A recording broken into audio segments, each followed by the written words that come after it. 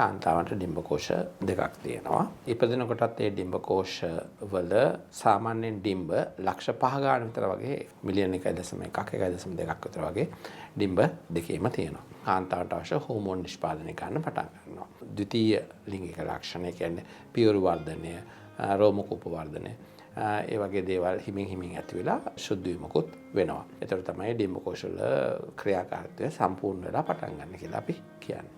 ඩිම්බකෝෂයක ගෙඩියක් ඇති වුණාම මොන වගේ රෝග ලක්ෂණද ඇති වෙන්නේ? උදර කුහරයේ ගෙඩිය ලොකු වෙනකන් විශාල වෙනකන් වර්ධනය වෙන්න පුළුවන් කිසිම තීරුමක් නැතුව ඒ කාන්තාවට. පිළිකාවක් හෝ ගෙඩියක් හෝ සමහරට ගොඩක් පරක් වෙලා තමයි හොයාගන්නේ. මොන වගේ රෝග ලක්ෂණද මතුවෙන්නේ?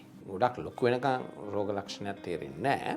උප්පත්තියෙම ඉඳන් තියෙන්න පුළුවන්, නැත්නම් ටික ටික වර්ධනය වෙන්න පුළුවන්. පොඩි බබාලගේ කියන්න තේරෙන්නේ නැහැ කැක්කුම. මොකද වෙන්නේ එකපාරට තද්දබල ලෙස අඬන්න පටන් ගන්නවා. ඊට පස්සේ එකපාරට මේ කැක්කුම නැති වෙලා එයා සාමාන්‍ය විදිහට වැඩ කටයුතු කරගන්නවා. ඊට ආයෙසරක් එකපාරට අඬන්න පටන් ගන්නවා. තද්දබල ලෙස බඩ අල්ලගෙන යනවා. ගෙඩිය කැරකෙනවා. ගෙඩිය කැරකෙන්නේ ඩිම්බකෝෂයත් එක්කම. ඩිම්බකෝෂය තමයි ගෙඩිය තියෙන්නේ. එතකොට රුධිර සැපයීම සම්පූර්ණයෙන්ම අඩාල වෙලා ඩිම්බකෝෂයම සම්පූර්ණයෙන් මැරෙන්න පටන් ගන්නවා. ඩිම්බකෝෂවල එන පිළිකාවලදී මීට වඩා වෙනස් විදිහට ඒක රෝගියාට දැනගන්න ලැබෙන අවස්ථාවක් තියෙනවාද? ඉඩ තියෙන නිසා උදර කුහරය ඇතුළත ඒක බොහෝ විට පිළිකා අපි හොයාගන්නේ පරක්කු වෙලා. කැක්කුම නොතිබුණත් සමහරට එයා කෙට්ටු වෙන්න පටන් ගන්න පුළුවන්. ආහාර අරුචිය ඇති වෙන්න පුළුවන්. උස්ම ගැනීමේ අපහසුතාවක් වගේ උගුරට එනවා වගේ වෙන්න පුළුවන්.